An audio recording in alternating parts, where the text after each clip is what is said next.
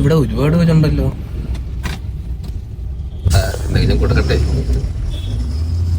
ഇപ്പൊ നല്ല ജോലി, നല്ല ശമ്പളം ഉണ്ടല്ലോ.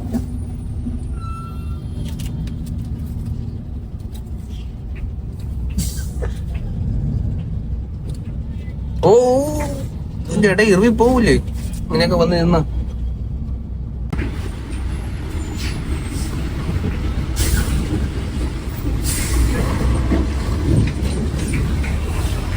കൊടുത്തോ?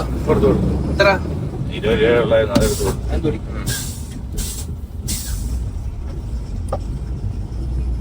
എന്താണ് അഭിപ്രായം ഇങ്ങനെ ഭിക്ഷ എടുക്കുന്നവരടുത്ത്?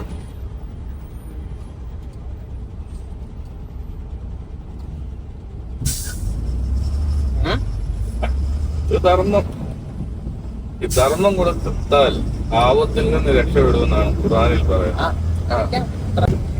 വായിച്ചിട്ടുണ്ടോ? ഉണ്ട്. എങ്ങനെ കിട്ടിയ? എങ്ങനെ ഖുർആനൊക്കെ കിട്ടും നമുക്ക് വായിക്കാൻ?